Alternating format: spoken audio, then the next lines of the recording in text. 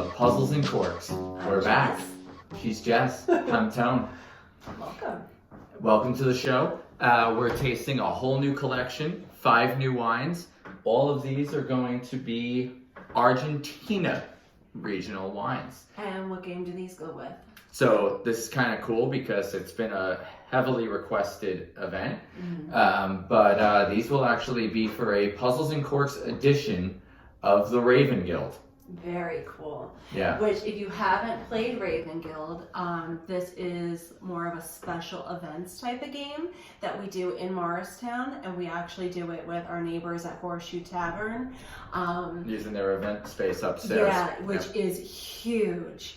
And fully decorated in an Edgar Allan Poe theme.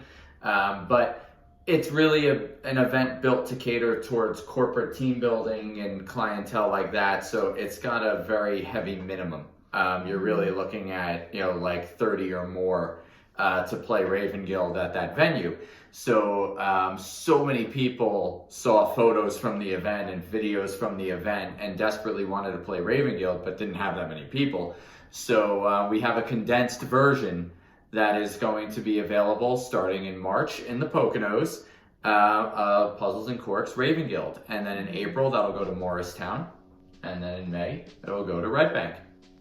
if you want to play the full-scale version, though, tell your boss, get them to book a party, and There you go. can play the full game, which is worth it, I think. Oh, it's totally worth it because if you do the special event, You get masquerade masks. you get masquerade masks, it's formal attire. There's a full catered menu to the event that's all stylized in the theme of Raven Guild. We have a specially made drink. And the Black Death, our handcrafted cocktail specifically for members of the Raven Guild only. So check it out. Okay, so we are going to start today With Argentina. Yeah, so what is this, Tone? Tilia Tarante. I'm not an Argentinian, so we're So we're going to gonna butcher drink the this. names of this, and we're just going to drink them. Yeah, it's a white wine. Well, one thing that's nice about this collection is that it's got an offering of each different spectrum. So we've got whites, we've got reds, we even have a nice rosé. So the rosé we're gonna, by our preference, put in the middle of our tasting. And we have never tasted these. So let's see what we got here. No, these are all first time. So if something's horrible, we'll just exclude. Yeah. It's got to be really horrible for us to do that, though, because everyone's taste, like we said the last time, is different. Something that you might like, we might hate, and that's the beautiful thing about wine is everybody has a different palate. The same vines from this have been used to make herbal teas. This smells very dry to me, which I like. We are more of a dry Crisp, wine. refreshing, ripe citrus, apricot fruit. I smell citrus. Finishes with an acidity. I smell the citrus and the acidity actually, and I really like that. We have what is that? It's a Bordeaux that I love. It's a white wine. You know. From Bordeaux. Yeah. Yeah, grab it. That is probably my favorite white wine right now, and it is so citrusy and acidic, and it reminds me of grapefruit, and that's what this smells like to me. From our personal collection. Yeah, this is one of my favorites. It's not expensive. It's actually dirt cheap. Very cheap. Which goes back to where we've said in prior episodes, the fact that you don't have to really spend money to get a good wine. Yeah, it's a Sauvignon. It is delicious. At least I think it is really nice. And this smells like white Bordeaux wine, dry. Moncet Touton. Yeah. You can't go wrong with a French wine. So almost every wine technically is French. Yeah, we learned that in our wine class. But okay, so let's taste this. Do you smell what I'm talking about though? I smell apricot. It's good, I like it, but this is definitely a wine that needs to be chilled. This bottle is not chilled. So it makes it a little bit harsh and very Yeah, every tart. wine that we have right now is room temp. Yeah, I think chilled, this will be delicious. This is going to be really nice. But again, this has got to be cold. But otherwise, I do like this a lot. Okay, so next episode we're going to have our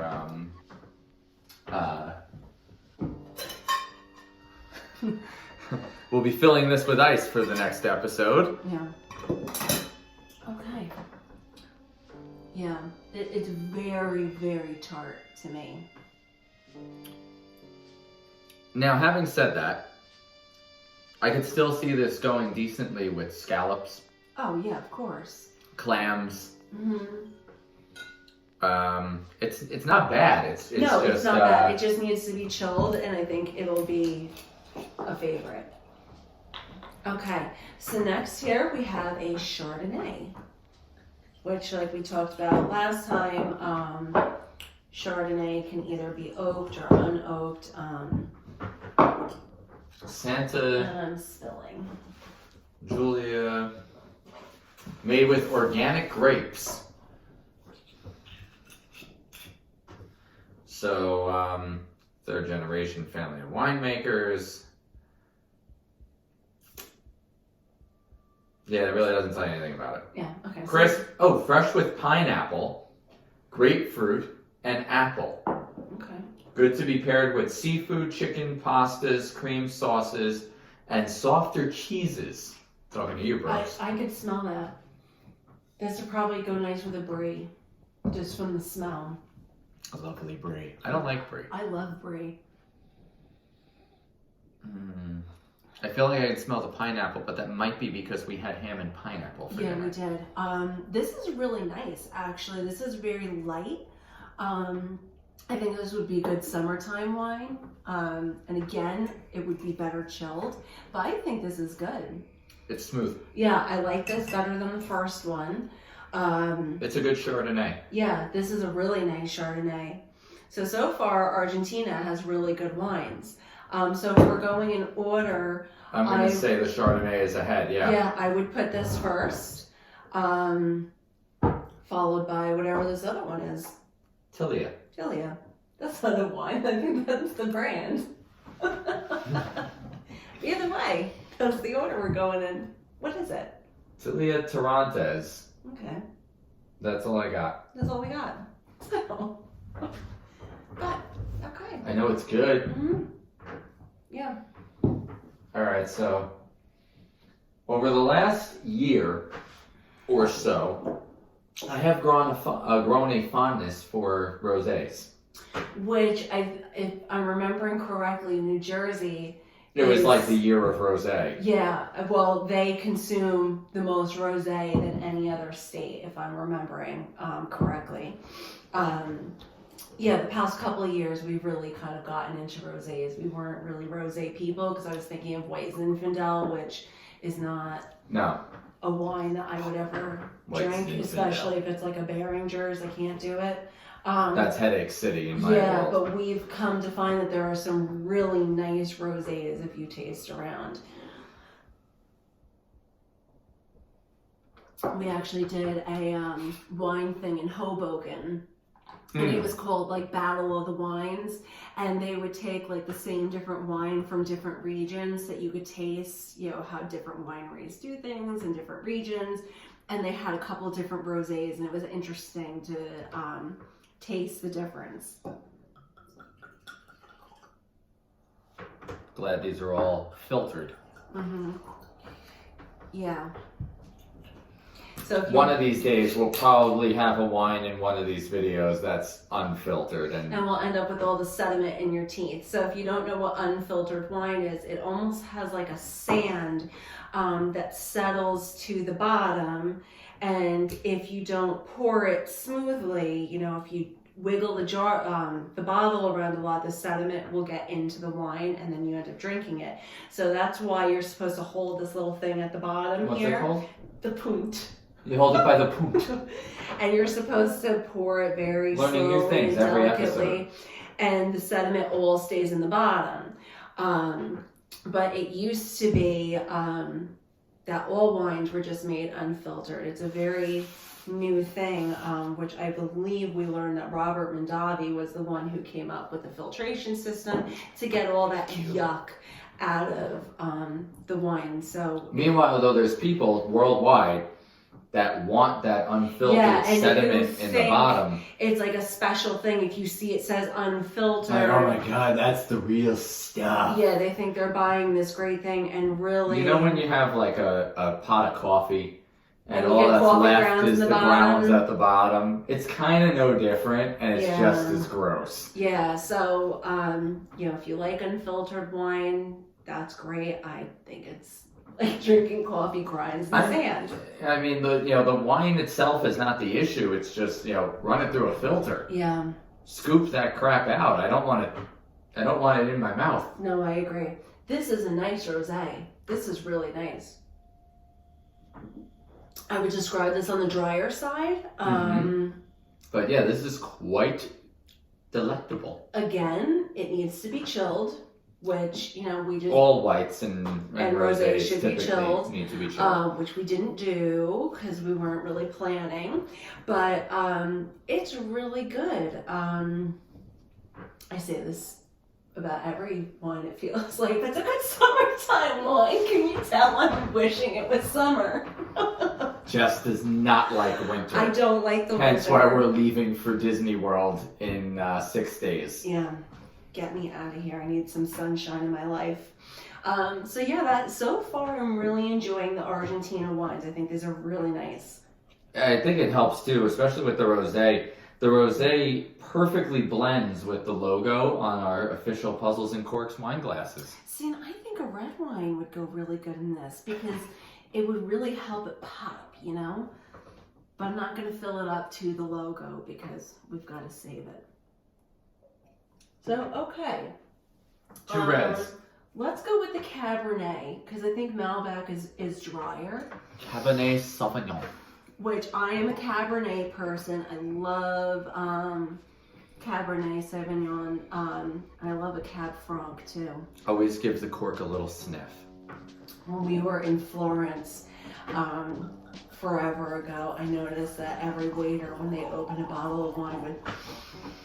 really smell that cork before pouring us the wine. That's enough, Tom. Oh, when she does it, it's fine. I've been trying to pour little bits. But when I do it... Gotta save it for the customers.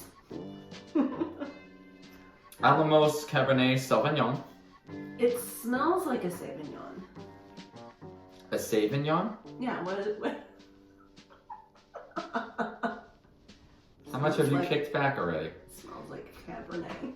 Displays notes of dark berries, layers of vanilla. Excellent with steak, lamb, and grilled vegetables. And chocolate. I'm telling you right now. Okay, taste that. Uh-oh, here she goes. Taste it. Taste. Now sip. Now taste. Yeah. You have not been privileged to go through this yet.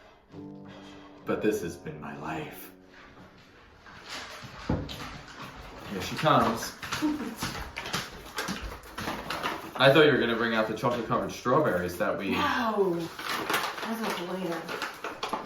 Okay. had provided for all of our wonderful customers on Valentine's Day. Be quiet. This is my favorite dark chocolate.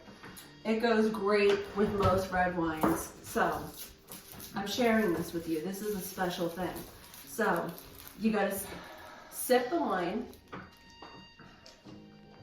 Okay. Eat your chocolate. And then sip it again.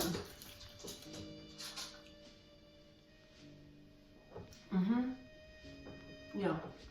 Yeah?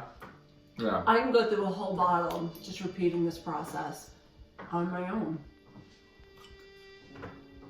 Now you need to sip. This was a 91.2. This is delicious. Yep. Heaven right there. Am I right? Oh yeah. Delicious. I love that. Really good. I like that. I like that. Okay. Now, lastly, For those who wonder how we make our marriage work, we're bonded by our daughter wine. and wine. And sometimes a little chocolate. Come and kisses. That's how the turtles do it. Yeah. Finish it. Oh yeah, I forgot. Okay, so lastly here, we have a Malbec. And apparently... The most popular wine of Argentina. Yeah, so it was very hard for us to find wine other than Malbec. A lot of times people are like, I'll bet it's really easy to curate wines for Puzzles and Corks. No. No. No, it's No, it not. isn't. Guzzle that down, Tom.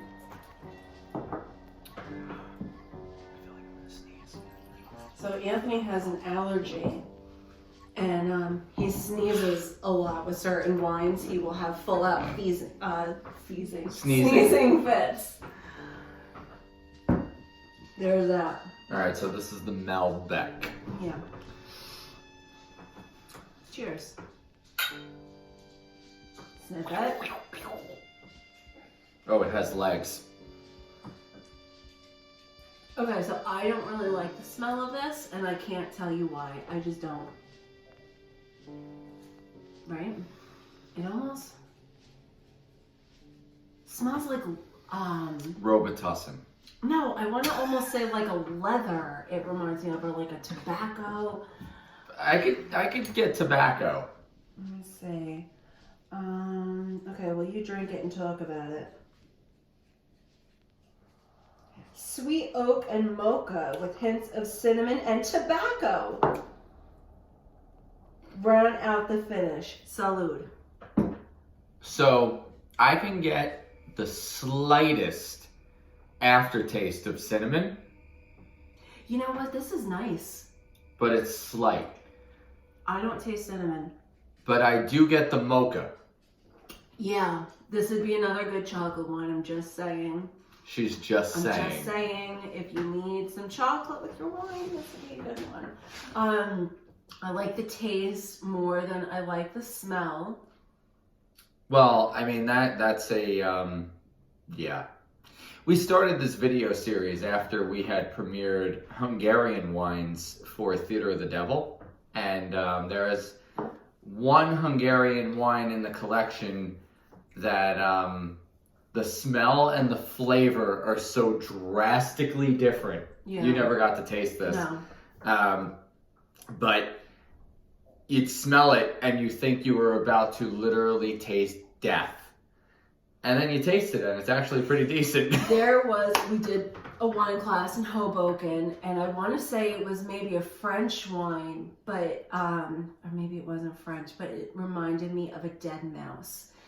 When you smelled it. I didn't like the taste either, but the smell was awful. Yeah, you may wonder what qualifies Jessica and I to be telling you about these wines we're tasting. We drink a lot of it. When we can, we go to different events and wine tastings and festivals. Now that we have a child, it's not so much anymore. But Actually, we still drink a lot. We still go to quite a bit of them.